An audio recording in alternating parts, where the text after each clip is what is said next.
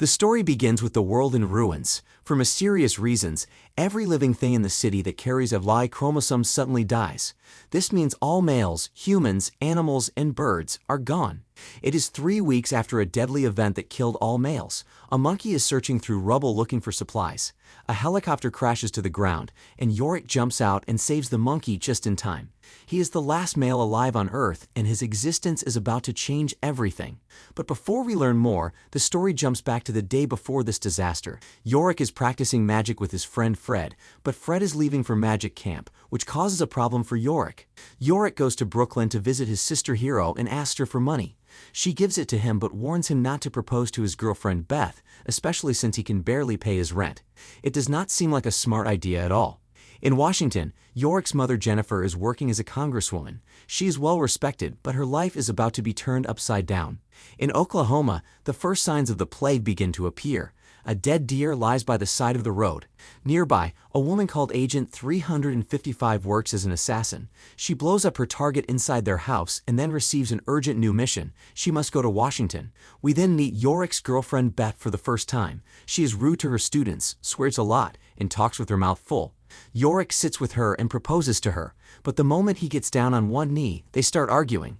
Beth refuses to let him follow her to Australia. Since Yorick is focused on building his magic career, moving to the other side of the world is not a good option for him. Yorick complains about how much effort he put into the proposal, and Beth uses the chance to walk away. Back on the streets, a large group of rats runs through the city, a dark sign of what is coming. The story then shifts to Brooklyn, where Hero is fighting with her lover Mike. He has been hiding the truth about their relationship. During the argument inside an ambulance, she throws a fire extinguisher at his head, giving him a fatal wound on his neck. Mike begins to bleed out. We then arrive at the morning everything changes. Agent 355 gets ready to go after her target. She blends into a busy office building, disguised as a security officer. The president and Jennifer are also in the same building, along with many other important people. But before Agent 355 can act, everything falls apart. News breaks of a mass death event in Israel, and then the same thing hits New York. Every male suddenly collapses, bleeding from their face and body, causing total panic. As the story jumps between the different female characters, it becomes clear that Yorick is the only male still alive. With screams coming from outside, Yorick stares out the window in complete shock at what has happened to the world.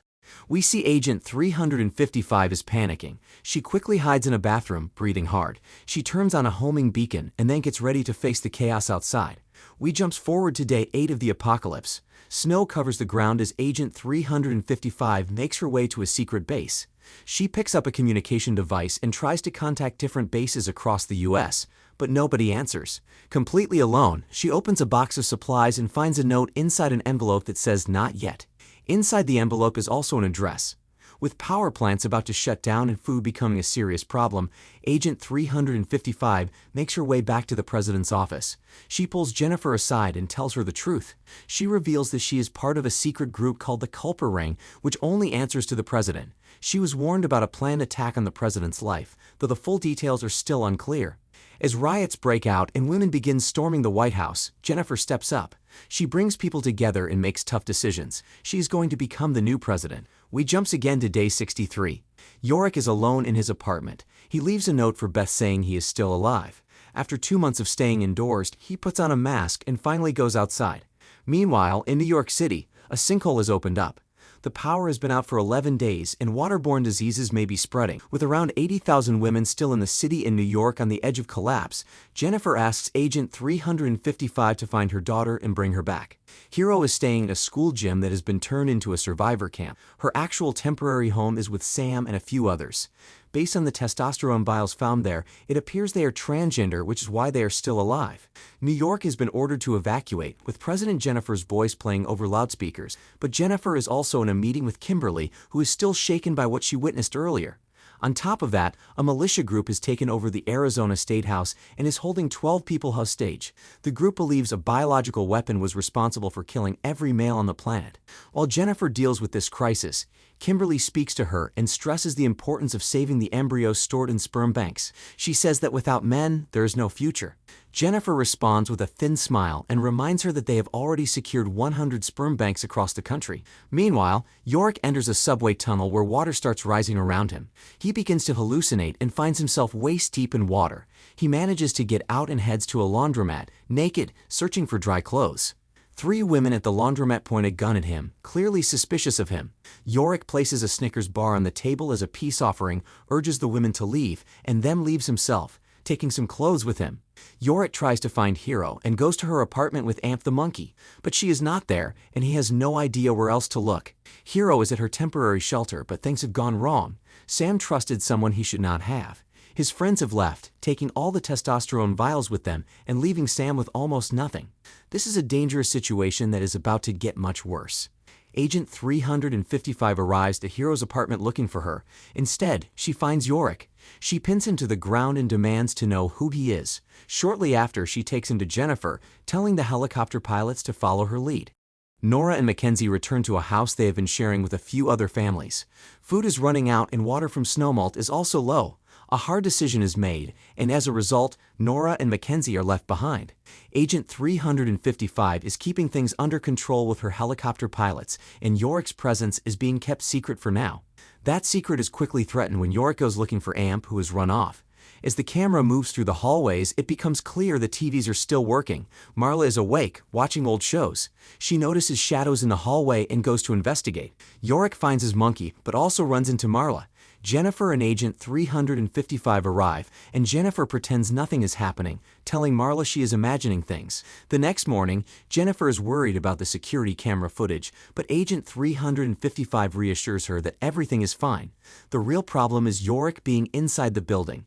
If they are not careful, things could go very wrong. Agent 355 mentions a similar situation in Russia that spiraled completely out of control. Despite a food shortage outside, there is plenty of food inside the government building.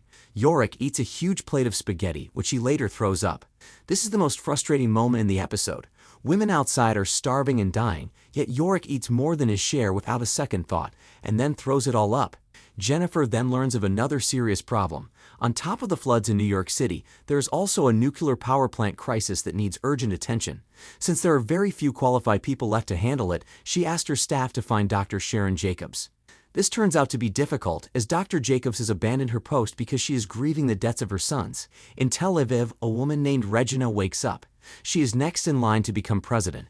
This creates a major problem for Jennifer, who has so far been doing a good job leading. Another threat comes from Kimberly, who sweet-talks Agent 355 while she is researching a geneticist to deal with Yorick's situation. Agent 355 wisely hides the documents and gives a weak smile when Kimberly suggests a card game later. Kimberly then visits a children's center where the wife of a deceased politician is staying. She asks for her support if the time comes, making it clear she may be planning to challenge Jennifer for the presidency. Left on their own, Nora and Mackenzie struggle. Mackenzie gets hurt while trying to keep crows away from the wrapped bodies of her father and brother. It is a sad moment, and Nora eventually digs a grave and buries them both in the garden. Meanwhile, Agent 355 and the others make plans to take Yorick to see Dr. Man, an ironic name given the situation. Before agreeing to go, Yorick makes one condition. He wants Jennifer to find Beth no matter what. Jennifer is distracted by the Regina problem.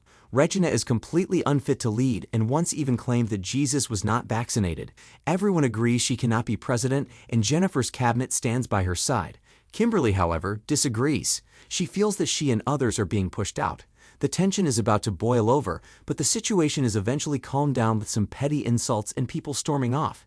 Having Yorick inside the Pentagon could tip the balance of power away from Jennifer's side. After convincing the pilots to go along with the plan, Agent 355 promises to stay off the radar and keep Yorick safe.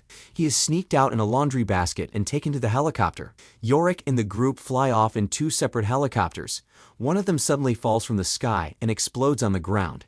Agent 355 does not even flinch and simply tells Yorick they keep moving. Back at the base, Jennifer successfully convinces Sharon to help with the nuclear crisis, giving everyone some relief. Still caught in her grief, Jennifer stands in front of a wall displaying the names of male victims. Kimberly joins her and holds her hand. But then Kimberly brings up Yorick, saying it is strange that Marla thought she saw him walking through the hallways. Yorick and Agent 355 are on foot. They need to stay hidden, which means leaving the helicopter behind before reaching their destination. Meanwhile, Hero and Sam are at a small, peaceful town. In a nearby barn, Sam finds a car that still has fuel in it. He wants to drive through the night and reach their destination by morning, but Hiro convinces him to wait until morning. Instead, they relax in one of the houses and smoke weed, but while Sam is asleep, Hiro sneaks out and savages the car. This turns out to be a bad decision. When they go to a local store, the shelves are completely empty. Then a ball rolls across the floor, and they follow the sound. They find a young girl hiding with an infected wound. It is Mackenzie, and she is in a very bad condition. Sam agrees to help her, and he tells Nora she is welcome to come back to the house they have been staying in. Still wearing his gas mask, Yorick and Agent 355 arrive at Busy Marketplace. They trade a generator for a bike and are ready to move on. But then Yorick spots someone who looks like Beth, following her into an empty underground tunnel. Predictably, he ends up surrounded by women who pull off his mask and discover he is a man. It was a very foolish thing to do. Agent 355 comes to his rescue, knocking out the women and rushing back to the bike. They manage to escape, but it is very close. Agent 355 uses the moment to firmly remind Yorick of their mission and urges him to stop making such reckless decisions. Back at the house, Nora and Mackenzie are staying in a quiet and unusually tidy place. In the middle of the night, 4 armed women show up. Their friend Kate has been shot. Hiro uses her medical knowledge to try to help, and it is enough to keep Kate alive for now. Hiro does her best, but Kate's injuries are too severe. Without a proper surgeon, there's nothing more that can be done. Eventually, one of the women shoots Kate in the head to end her suffering. With Mackenzie still in poor condition, the women agree to help the group for the time being. Nora recognizes Hiro and quietly warns her to keep her mouth shut. As the group is led into a back room, they are all shocked to see an enormous stockpile of food. Yorick and Agent 355 are out on the streets, looking at graffiti on the walls. There is a curfew in place, and the military are patrolling the area. Agent 355 makes Yorick put on his gas mask and hide in an alleyway. She tells him to stay there while she goes to speak to the nearby military convoy, which is stationed outside Harvard. Agent 355 talks her way in and asks those in charge about Dr. Mann's location. She finds out that the science lab has been destroyed and that tear gas is regularly used to break up protesters. She quickly realizes that their mission has just become much more difficult. Of course, Yorick does not listen and picks a lock to break into a building behind him. The building turns out to be a hideout for rebels who are fighting against the military. Yorick foolishly takes off his mask again and reveals to a girl named Stafe that he is male. When Agent 355 comes back to the alleyway, she grabs Yorick and moves him quickly. Since the lab is destroyed, they make their way to Dr. Mann's home instead. There, they find several pictures showing the Union Club, which is where they eventually locate the doctor. However, Dr. Mann has no intention of staying. With her lab completely gone, she plans to go to San Francisco, where the only remaining research lab is located. Agent 355 steps away briefly to report this back to Jennifer and wait for further instructions. Before hearing from Agent 355, Jennifer is informed by Reed that the crashed helicopters have been found in a field. No bodies have been discovered, but Reed says the situation does not look good.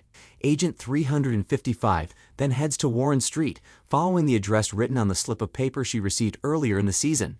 She sneaks in through a top window and finds a fellow assassin waiting inside. The two fight briefly before finally reaching an understanding.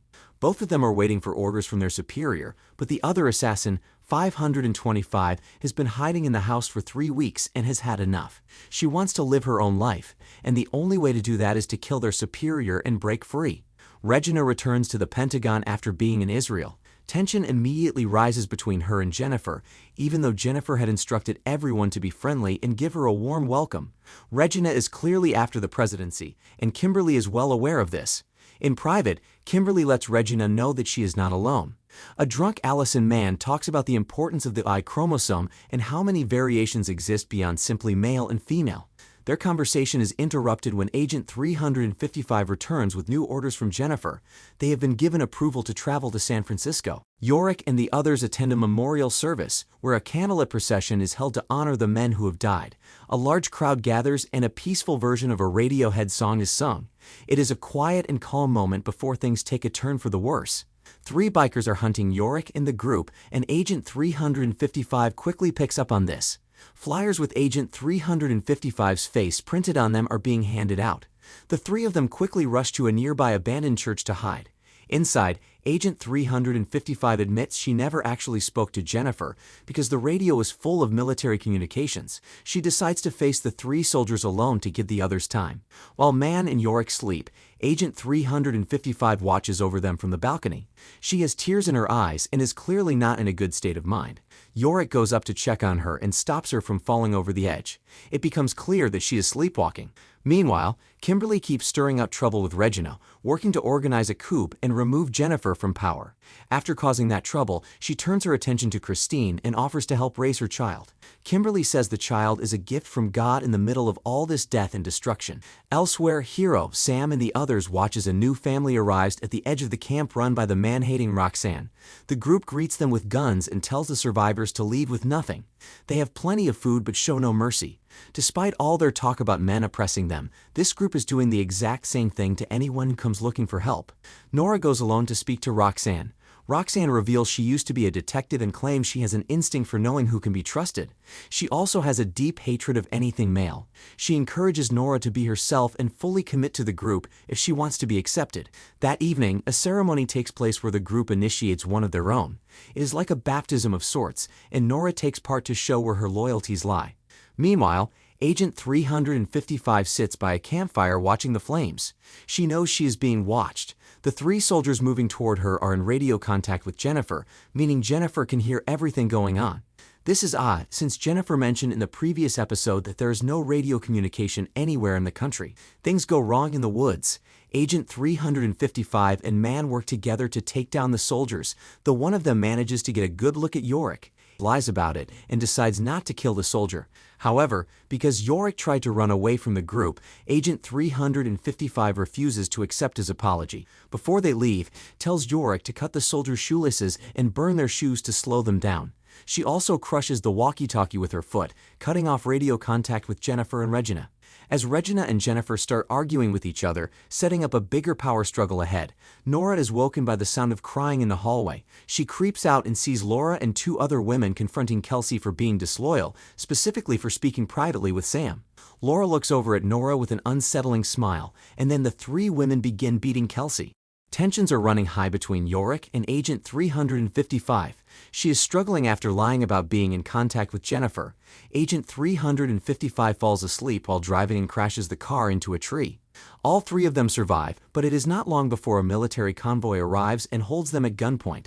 At the same time, the assassin Peggy reports back to Jennifer that she has found a man. She describes his appearance and mentions the monkey. Regina listens closely with great interest. Jennifer, however, decides that Peggy needs to be given a different assignment and speaks privately with her associates about it. Outside the gates, Beth arrives alone and immediately asks where Hero it is. She says she made it back to her house but could not bring herself to go inside. Her story has a few gaps and inconsistencies, but Jennifer does not dig into it. Instead, she is happy to show Beth around. When Yorick wakes up, he finds himself naked. Amp is locked in a cage. As Yorick gets to know the women around him, he is amazed by something as simple as a slice of toast. This is strange considering he was completely unbothered by noodles, working TVs, and radios inside the Pentagon just a few episodes ago. Yorick finds out that the group gets electricity from a generator. Meanwhile, Agent 355 and Man wake up locked in a cell. While Man and Agent 355 try to figure out how to escape, a group called the Welcoming Committee arrives to see Yorick. They then take him straight to the cell, where he fills the others in on what he has learned. It seems the group is deciding whether or not to kill them. Yorick is positive and believes they will be fine, but Man and Agent 355 are not so sure. Eventually their leader, Janice, returns and tells them they can stay until Agent 355 has recovered. She also says they are free to leave whenever they want, though Agent 355 remains cautious. Meanwhile, Kimberly and Regina talk about the possibility that Yorick is still alive. Since Marla actually saw him while sleepwalking, it no longer seems like just a hallucination. Kimberly decides they need to bring Yorick back to the Pentagon, believing it is God's will and that he has been chosen. Having heard enough, Marla confronts Jennifer in front of everyone and angrily says that her son does not deserve to live more than Ted did. After saying this, she walks away, and by walking away, she throws herself off the roof of the building, leaving Kimberly completely shocked. In the middle of all this, Beth decides to leave. She has apparently been staying with friends. Given how careless Yorick tends to be, it is no surprise that he never thought to check there when he was looking for her. Back with Yorick, Agent 355 warns him to be careful as he heads into town alone to meet the locals and share some food. Even Man is not with him. Through casual conversation, he finds out that the vote to let the three of them stay in town was actually very close. Outside the gates, it is revealed that Beth is actually part of a secret group of women. They head to the Pentagon to gather information. Jennifer's trusting nature may have just put everyone in serious danger. Roxanne rushes inside after shooting Kate in cold blood, making it look like they are under attack. The guns come out and everyone starts shooting practice. Hope impresses the group, but Sam does not. Nora then finds out that she is going to be kicked out of the facility in a few days. Roxanne shows no concern at all when Nora reacts with disbelief. Flashbacks reveal more about Roxanne and how she came to find this community. She convinces the women to gather around her and tells them that everyone is welcome. But things clearly changed over time, and the community is turned into a place filled with bitterness and strict rules. Back in the present, Nora realizes she is in trouble and tries to convince Sam to lead with her, but fails. Hiro, on the other hand, is starting to believe in Roxanne's toxic ideas. While the two argue, the rest of the community listens in. Sam pleads with Hiro to leave the place with him. Hiro refuses, which leads to a heated argument. Sam brings up the fact that Hiro does not keep her promises. As things get more intense, Roxanne steps in and forces Sam to apologize. That night, everyone gathers outside for a party with dancing and celebrating. Sam has been forced out of the facility, and the party is thrown to make Hiro feel more at home. Roxanne says flatly that men are not good at staying, while everyone continues to dance. Nora is not in the mood to celebrate. When things quiet down, she goes inside and finds Roxanne drunk and passed out on the sofa.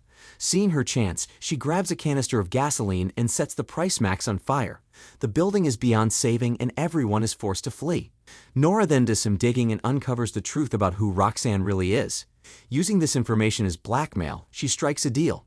Roxanne will stay in charge and keep up her man-hating leader act, but in return, Nora and Mackenzie will be fully accepted into the inner circle. They also get to eat first. With no real choice, Roxanne agrees. Following a flashback showing sexist behavior at the Price Max in a male-led system that refused to address it, Roxanne brings the group together once more. Satisfied that Roxanne has kept her end of the deal, Nora slips Roxanne's name tag into her pocket. Agent 355 is seen training while Yorick and Man are still at the compound. When Agent 355 returns, Yorick tells her he believes this is a good place to stay. Things calm down for a bit, and Yorick manages to get Agent 355 to get up and dance with him.